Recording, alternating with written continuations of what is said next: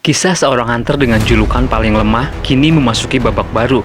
Berkat kekuatan dari sebuah sistem misterius, membuatnya kini memiliki kekuatan yang overpower. Video ini merupakan kelanjutan cerita dari part sebelumnya. Sistem yang misterius itu setiap hari selalu memberi Jinwoo perintah untuk terus melatih fisiknya. Kini semua terasa mudah baginya, bahkan Jinwoo melebihi batas yang harus dilakukan. Di sisi lain, tanpa Jinwoo sadari, berita kematian Dong-suk sudah tersebar luas dan sampai ke telinga adiknya Dong-suk yang tinggal di Amerika. Ia adalah seorang hunter rank S yang menakutkan, bernama Hwang Dong-suk. Dong-suk sekarang telah mendapatkan data dari Jinwoo dan Jinho yang merupakan dua orang yang selamat dari kecelakaan. Ia tidak percaya Dong-suk bisa mati dengan mudah. Dong-suk berpikir dua orang ini telah menjebak kakaknya. Ia berniat untuk kembali ke Korea untuk membunuh mereka. Berita kematian Dong-suk juga terdengar oleh Serikat Penyelidik Hunter Korea. Yo Jin-cheol yang bertindak sebagai wakil ketua merasa hal ini akan menjadi serius karena Dong-suk tidak akan tinggal diam mendengar kakaknya mati. Ia tidak terlalu memikirkan Jinwoo dan Jinho karena mereka hanya beruntung dari kecelakaan dalam raid itu.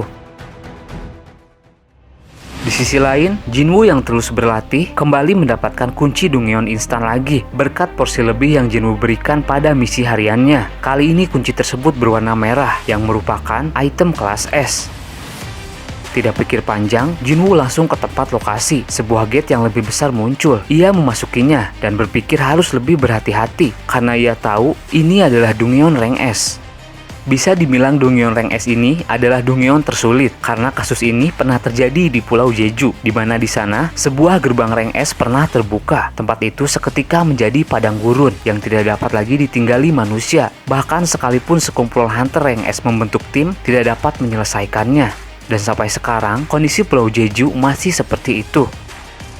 Di dalam Dongyeon kali ini, terlihat seperti sebuah kota yang terbakar dengan api yang masih berkobar. Seekor monster berkepala 3 bernama Hell's Gatekeeper Cerberus lalu datang menghadang Jinwoo.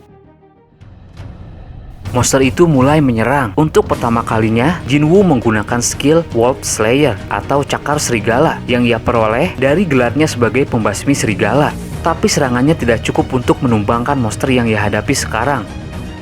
Kali ini, serangannya dikombinasikan dengan skill sprintnya, membuat serangannya kini menjadi lebih cepat. Terakhir, ia menambahkan skill Bloodlust, tapi semua efek kombinasi itu tidak mampu juga menumbangkan monster tersebut.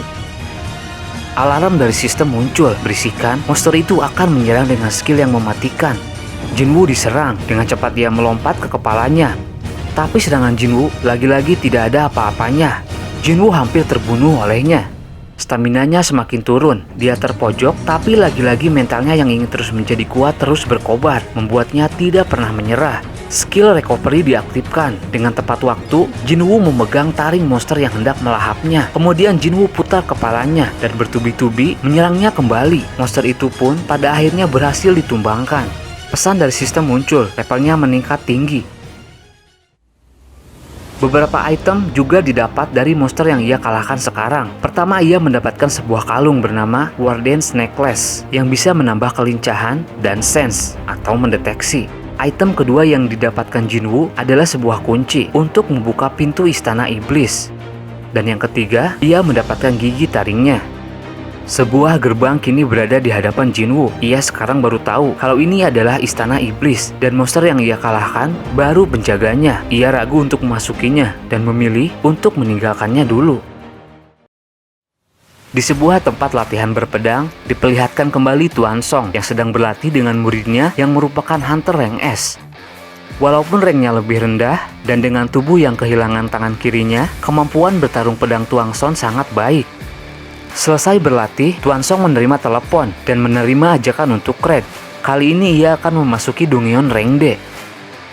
Sesampainya di lokasi, Tuan Song bertemu dengan Sung Jinwoo. Ia heran melihat fisik Jinwoo yang sudah berubah. Tuan Song juga kaget melihat kaki Jinwoo yang tidak apa-apa karena setahunya Jinwoo telah kehilangan salah satu kakinya dalam peristiwa Dongyeon ganda. Ternyata semua itu berkat efek dari sistem yang Jinwoo punya. Bukan hanya Tuan Song, ternyata raid kali ini berisikan orang-orang yang selamat pada peristiwa Dongyeon ganda. Terlihat Juhi di sana. Sama seperti Tuan Song, Juhi juga merasa pangling dengan perubahan tubuh Jinwoo. Ada juga Hunter Kim dan satu Hunter lainnya. Ekspresi Tuan Kim dan Hunter satunya berbeda. Saat melihat Jinwoo, mereka merasa malu dan bersalah karena dahulu pernah meninggalkan Jinwoo sendiri di dalam Dungeon. Ternyata tidak hanya mereka saja. Dalam raid kali ini, ada beberapa orang lagi yang ikut. Dari sebuah mobil, keluar 3 orang tahanan yang merupakan Hunter dan 1 orang pemburu rank B bernama Gang Tae-sik. Bukan hal yang aneh jika para narapidana yang seorang Hunter bisa ikut raid, karena itu bisa mengurangi waktu pidananya. Jinwoo lagi-lagi merasa ada yang aneh dengan formasi raid kali ini. Tae-sik sempat berbicara kepada Tuan Song kalau narapidana ini adalah tanggung jawabnya. Ia juga memintanya untuk menjadi ketua dalam raid kali ini. Akhirnya semua tidak keberatan dengan Tuan Song yang menjadi ketua. Sebelum masuk ke dalam Dungeon, Tuan Song berterima kasih dulu kepada Jinwoo. Berkatnya, masih ada Hunter yang selamat dari peristiwa Dungeon ganda. Kini mereka semua memasuki Dungeon tersebut. Sekelompok monster goblin rank rendah menyerang. Para narapidana menunjukkan kemampuan bertarungnya. Tuan Song yang merupakan Hunter tipe magi mengeluarkan sihir apinya. Dan semua goblin itu pun dikalahkan dengan mudah. Mereka lalu dihadapkan dengan 3 buah lorong. Tae-sik lalu bilang, karena ini Dungeon berisikan monster rendah, bagaimana kalau kita berpencar saja? Dan jika bertemu bos, kita akan kembali ke sini dan segera memberitahuku. Tae-sik akan mengambil jalan ke kanan bersama narapidana. Jinwoo lalu melihat aura besar di lorong kiri. Bersama Tuan Song dan Ju-hee, mereka mengambil jalur kiri. Dan Tuan Kim beserta 1 Hunter lain pergi ke jalur tengah. Sorot mata Tae-sik berubah. Jinwoo semakin curiga kepadanya. Para narapidana melawan goblin dengan mudahnya, tapi ternyata Tae-sik mempunyai rencana lain kepada narapidana tersebut. Tuan Kim yang sudah mengalahkan semua monster, di sela pertempuran mereka sempat berbicara kalau mereka ingin meminta maaf kepada Jinwoo karena dulu sudah meninggalkannya di peristiwa Dungeon ganda. Mereka lalu melanjutkan perjalanan, dan tak diduga mereka bertemu dengan Tae-sik di sebuah tempat dan melihat narapidana tersebut semuanya sudah terbunuh oleh Tae-sik. Jinwoo lalu merasakan hawa pembunuh yang tinggi dan mengajak timnya untuk segera kembali. Baru saja sampai, mereka dikejutkan dengan serangan mendadak dari Tae-sik. Beruntungnya Jinwoo berhasil menangkisnya. Tae-sik heran karena baru kali ini ada orang yang bisa menghentikan kecepatannya. Dari kejauhan ia berkata, "Aku akan membunuh kalian semua." Ternyata semua ini telah direncanakan sebelumnya oleh Tae-sik. Sebelum masuk ke dalam Dungeon, dirinya menerima tugas dari seseorang untuk membunuh narapidana tersebut. Orang yang menyuruhnya adalah seorang ayah yang anaknya menjadi korban kekejaman para narapidana.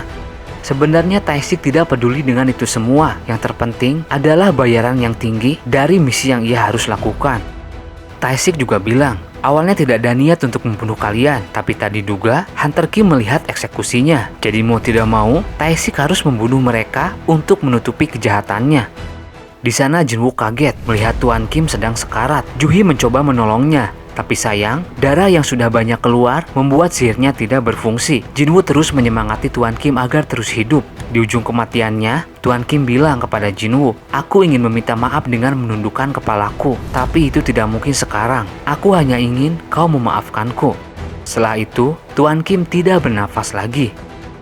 Dari jauh Tae-sik bilang, "Aku akan mengarang cerita yang bagus untuk kematian mereka." Dengan sombongnya ia juga berkata, "Aku adalah Hunter tipe assassin, jadi sangat mustahil untuk kalian menandingi kecepatanku." Tuan Song murka dan mulai melawan. Ju-hee dari belakang membantunya dengan sihir perlindungan. Tuan Song berkata, "Walaupun aku Hunter tipe magi, tapi aku adalah seorang pendekar pedang." Dengan sekejap mata Tae-sik menyerang dan berhasil ditangkis oleh Tuan Song.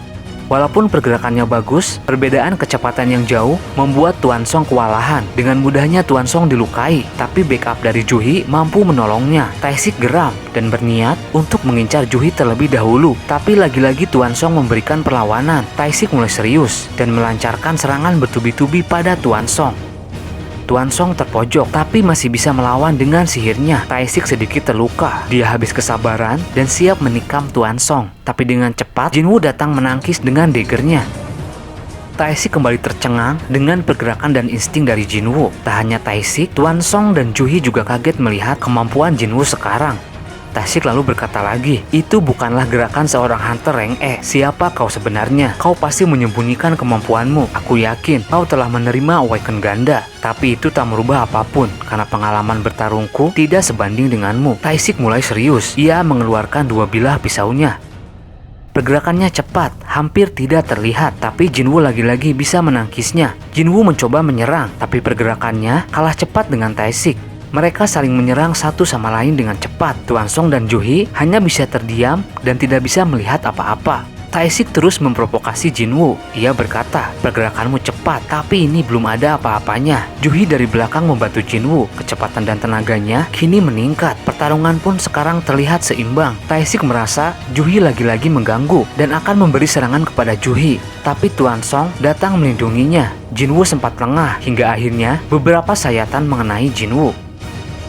Nafsu membunuh Taishik semakin tinggi. Hingga alarm dari sistem muncul, berisikan misi untuk membunuh orang yang membahayakan player. Jinwoo lalu berkata, ini baru dimulai. Mungkin cukup segitu dulu lanjutan dari serial solo leveling kali ini. Bagaimana pendapat kalian? Tulis di kolom komentar. Dukung terus channel ini agar terus bisa memberikan hiburan kepada kalian. Jangan lupa di subscribe. Mohon maaf jika ada salah-salah kata. Admin pamit dan sampai jumpa di video berikutnya.